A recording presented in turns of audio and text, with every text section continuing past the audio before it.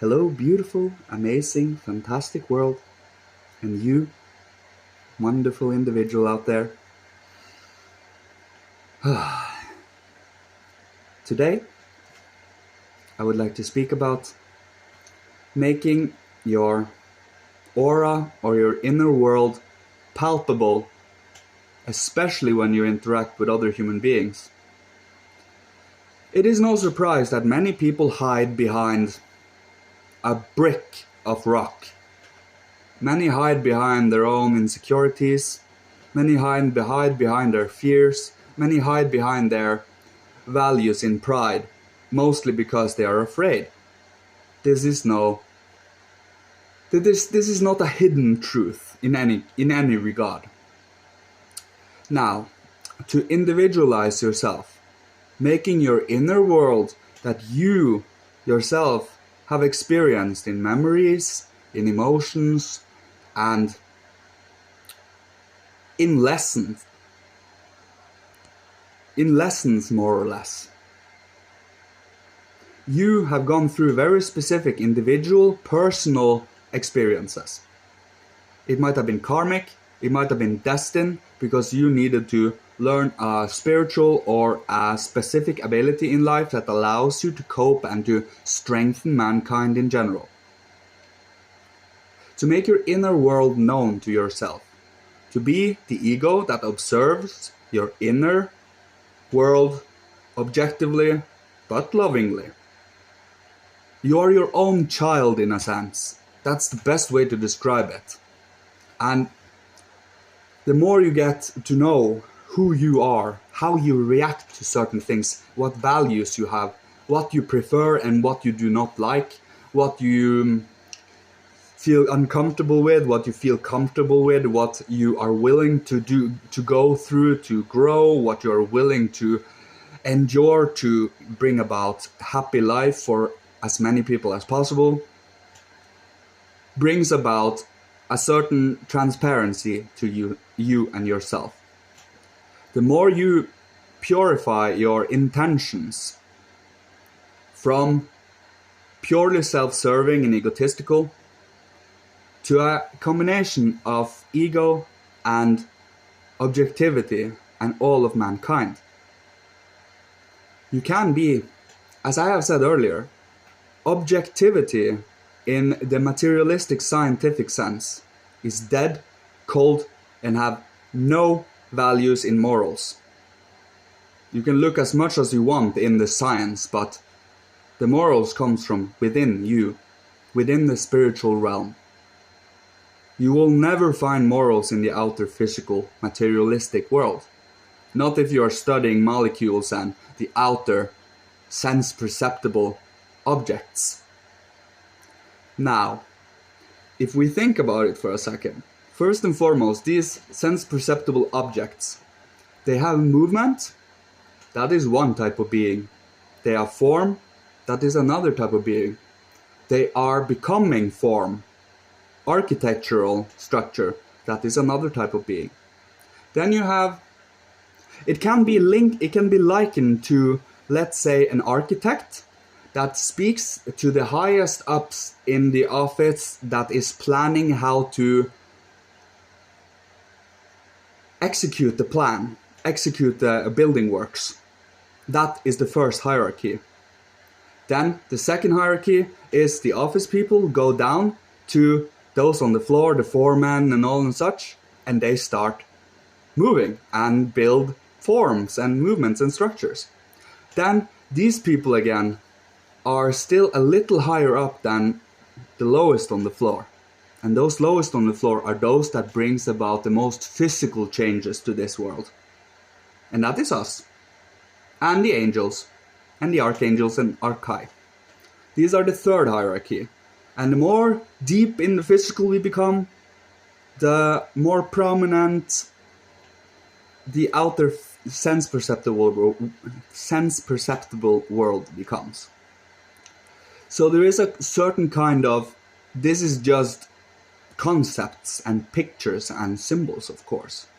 But the hierarchy from the highest to the lowest, they have different roles to play and can be placed in this universal structure of things. That is how you build a living cosmos, by placing, first you study the hierarchy. I personally study Rudolf Steiner's hierarchy, and then I place it, and then I make it a reality. It has to be done actively, it has to be done through artistry in a sense, through science. But we have to reprogram what we have been taught based on only our 5 senses and our rationality. We need to be more inclusive with our emotions and with our ego, our I, capital I, and our will. If we only passively take in sense-perceptible things, passively work upon it and then come to a conclusion, that is not reality, that is laziness. By really thinking things through, by really infusing everything with life, with structure and purpose and plans, the grand plan I call it, is when you start to grab a hold of life, making your inner world palpable, because you are here interacting and participating in what happens, and hence your soul is just as much alive as everything around you. This kind of experiences doesn't happen if we do not become aware of this, which is why I am here to, I don't like the word trigger, but being a catalyst for something for you so you can start look within yourself. I am only here to spark an interest. I am only here to spark will and love and light into this, because I know the values of this.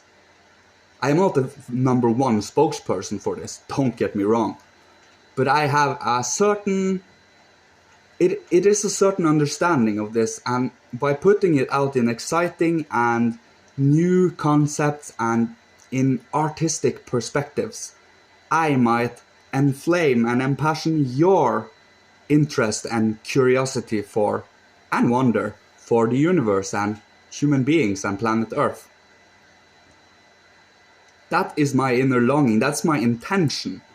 My intention always have been to spark within you the individual personality that you are, and spark values, new values, purifying our old programmings, and make ourselves higher beings, make ourselves more understanding beings, loving beings, interactive beings, participating beings, beings with effort.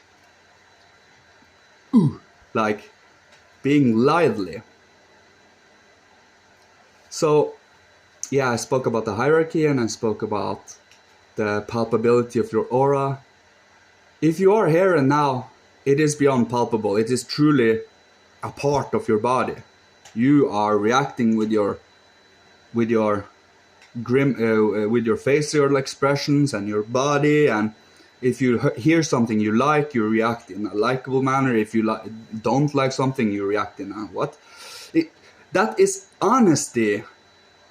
And of course, by doing and being observant of yourself, you learn about yourself, and the less favorable traits you have can be overcome and changed and purified. That is why you get to know yourself. Honestly, we all have our have our troubles, but if we ignore them and are arrogant and think we have nothing to change, that is when you die inside. That is when you fall away, and that is where you're crystallized.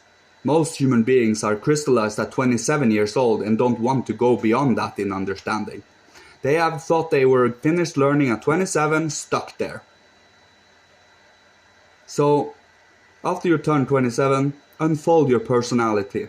Find out who you are, find out your values, your inborn interests, and then find out what you can achieve by exerting your will a little and your love for life.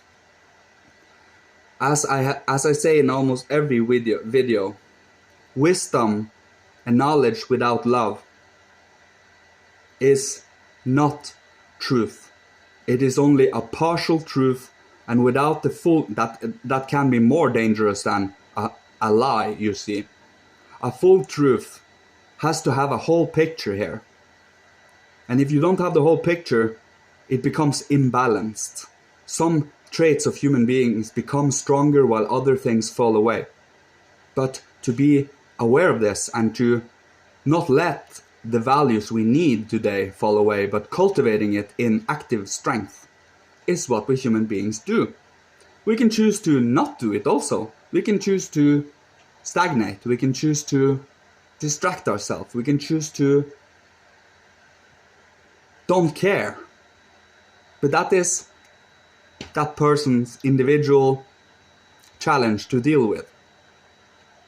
Because the grace and the health and the help in understanding your life that is given from spiritual work is really, really undisputable.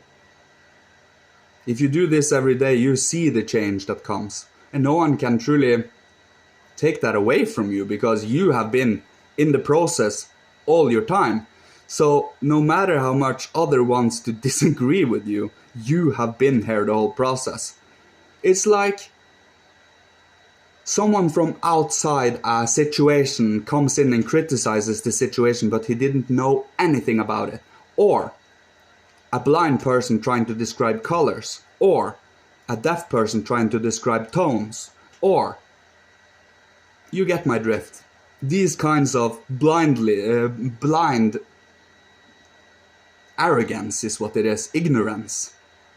They didn't study one piece of it in objectivity, and hence they think they have an opinion of it that actually matters. But they don't, because they haven't studied it objectively. If they did, they probably would still do it today. That is how enjoyable and lovely it is.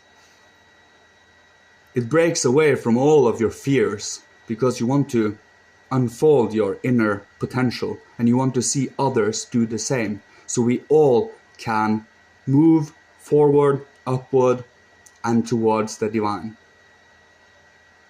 I thank you all. May the divine bless you, guide you, and may you awaken to your own beautiful, beautiful world inside you that is so amazing and has so much treasures. As Thoth said in the Emerald Tablets, and then I found a human being, and inside were treasures, more or less, and I was glad. Because there are many secrets that we do not know yet, but it can be known by truly being sincere, curious, wondrous, and just want to be a part of all of this. You slowly and surely become angelic, a messenger. You slowly become a link from the spiritual to the physical, and hence everything you speak out comes from the beyond. Just kidding. It is truly about, what we human beings think is just physical, is spiritual. Thinking is a spiritual faculty. Feeling is a spiritual faculty. Willing is a spiritual faculty. It comes from the spiritual world and is a physical reflection. Thanks everyone. I think that was everything. Sorry, I enjoy myself sometimes when I do this. Thank you. Love you all. May you find you. May you be you. And thank you for being human. Love you all. Goodbye.